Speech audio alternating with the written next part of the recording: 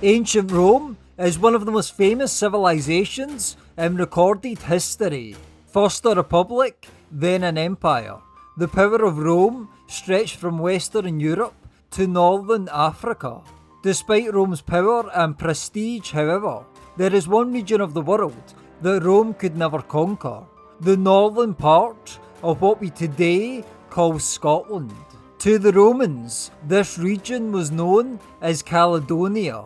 This was probably an oversimplification on the part of Roman writers and generals, however, as what the Romans called Caledonia was a complex system of different tribes and groups. Unfortunately, we don't know what these people called themselves. Why did the mighty Roman Empire fail to conquer these people, however?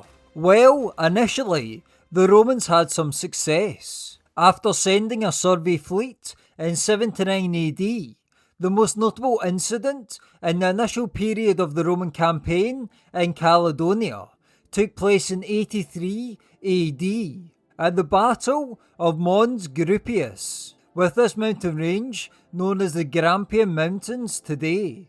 We know that the Caledonians raised an army of around 30,000 men to confront a highly trained Roman force of approximately half the size. Despite their inferior numbers, the well-trained Roman legions won a decisive victory, with around 10,000 Caledonians thought to have died on this bloody occasion. After victory, the Romans briefly built upon their position by strengthening a series of forts and watchtowers along the Gasque Ridge. This was a set of Roman defences that cut through Caledonia, starting as far down as Camlin and stretching diagonally up to Cargill, which is just north of Perth. Roman attention soon turned to another part of the empire further east, however. In 85 and 86 AD, the Romans suffered defeats against Dacian forces in Transylvania, which is in modern-day Romania, with some Roman troops relocated to the east, and under increasing pressure from local forces, the Romans dropped back south to the modern-day Scottish-English border. And herein lies one of the major reasons why Rome failed to fully conquer and hold ancient Scotland: the ferocity of the native people. Rome had to drop back to the Scottish-English border because they were under constant pressure when in Caledonia. The Caledonians are documented to be fierce and brave fighters. The Roman statesman Dio described the Caledonians as doughty fighters who were fearsome and dangerous men. Additionally, the Caledonians learned a lesson from the Battle of Mons Graupius that fighting the Romans in a traditional battle was futile. Their strategy shifted, with them engaging more in guerrilla warfare tactics against the occupying Roman force, which proved successful over the coming centuries. In conjunction to their ferocity, the Caledonians may also have proved far too unruly to accept living under the Roman yoke. The ancient inhabitants of northern Scotland would have had their own customs, traditions, basic legal structure, methods of trade, barter, and may even have had their own currency. After all, the Caledonians had managed to raise an army of 30,000 men, which would have required some level of organisation and societal cohesion. Although some Caledonians probably succumbed to the Romans relatively easily, many did not, as rebellion against the occupying Roman force was a common theme for centuries. It is quite clear that the Caledonians posed fierce resistance to Roman rule. This is exemplified by the fact that the Romans built two walls 100 miles apart to separate themselves from the fierce northern tribes of Caledonia. Firstly, in 122 AD, the Emperor Hadrian instructed his troops to construct a wall that would separate Caledonia from Roman Britannia. This wall is located in the very north of modern-day England, just south of the Scottish border. A few decades later, in 140 AD, the Romans built a second wall further north to once again protect against Caledonian attacks. Antoning's wall was built between the River Clyde and the River Forth and frequently came under attack. Even though Antoning's wall is further north, it still indicates that the Romans never had a major foothold in a large part of Caledonia, as the wall was relatively central in relation to the landmass of ancient Scotland. The likelihood is that the Romans never managed to have any significant presence that far north in Caledonia. Furthermore, the Romans had to retreat from Antoning's wall only a few years after it was constructed.